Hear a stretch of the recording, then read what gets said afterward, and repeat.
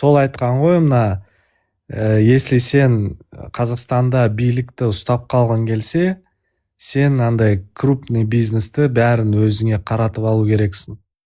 То есть андай алып алу керексің деген әңгіме ғой.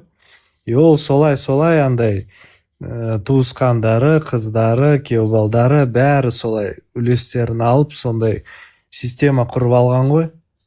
А бұл кісілер еш оған бағынған жоқ, андай долясын бергісі келген жоқ. Өйткені если мысалы осы кісілер бизнестерінен айырылмай ақшалары болса, мысалы Мұхтарды алайық. Мұхтар ол үлкен бизнесі болды да, мысалы БТА банк. Ол 30 миллиард доллар андай банктың капитализациясы дейді ғой. Мысалы 20-30%, если даже таза прибыльді алсақ, мысалы 30 миллиардтың таза прибылі, ол где-то 9 миллиард доллар. Ол өте үлкен ақша да.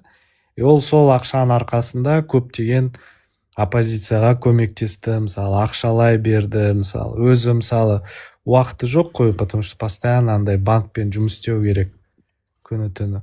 Ол солай, и өзі если напрямую жұмыс істесе оппозиция ретінде, оны нетеді, қатты давление жасайды да. Ол солай андай Назарбаев, чтобы андай Назарбаевқа білдіртпеу үшін, солай қандай Қазақстанда оппозиционерлер бар, партия болсын, там, или даже одиночка болсын, там, мысалы танымал адамдар дейді ғой, соларға мысалы ақша, көптеген ақша бөлді, финансирование жаса. Өйткені любой жұмысты ақшаң болмаса андай қиын да жүргізуге. Любой мысалы оппозиция болсын, там, канал болсын, журналистер болсын, оларға ақша төлеу керек қой, зарплат төлеу керек. Причем андай повышенный зарплат төлеу керек, премия беру керек, бонус беру керек. Өйткені олар андай рискованный жұмыс істейді да. Мысалы К+ деген канал, ол жақта ана кім қазір депутат болып жүр ғой, ана кім Мақсат Толықбай, ана кім Ринаттың досы, жан досы. Сол айтты ғой, иә, мен жұмыс істедім К+-та. Мен соның түрін көргенде, блин, мына жігітті где-то я видел, ана интервью берді да, ол еще депутат болған жоқ, енді кірейін деп жатыр депутаттыққа. Сонда мен соны интервьюсын естіп, а журналистер андай жақсы көреді ғой, андай неудобный вопрос қоюға. И соған сұрақ қойды да, типа, сіз кезінде К+-та жұмыс істедіңіз ғой. Ол айтты, иә, істедім деді. И мен сонда есіме түсті да, қай жерде көрдім. Ол ескі передачалар ғой, ол К+-та болған.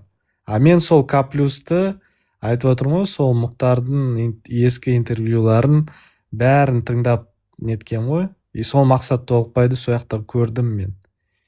И сол айтты ғой, иә, біз сол жақта жұмыс істедік. Соны сұрады ғой, зарплатаңыз қанша болды деп. Зарплата жақсы болды деді. Мысалы хабарда жұмыс істейтін журналистер біз 2-3 есе көп алатынбыз дейді. К+-та істегенде. Өйткені андай за риск төледі ғой. А ол считайте андай жас журналист ешкім жұмысқа алмайды. Мысалы бізде сондай ғой.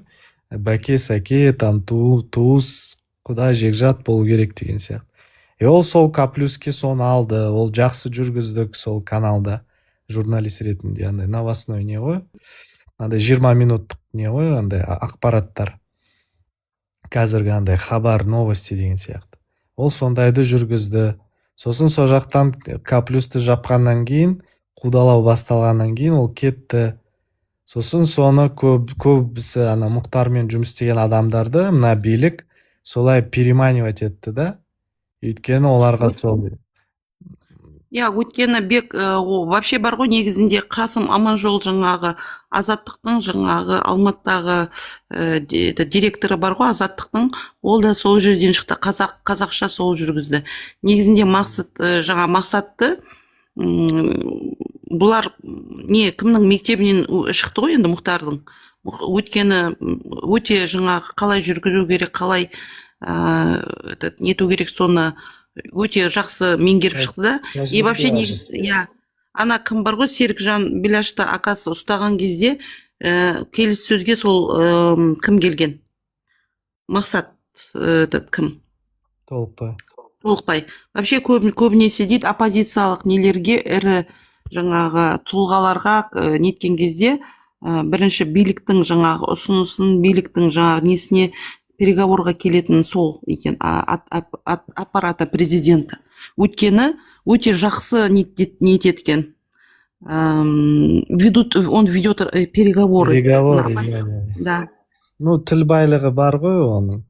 Видите, за счет андай тілге жатып алған ғой ол бала.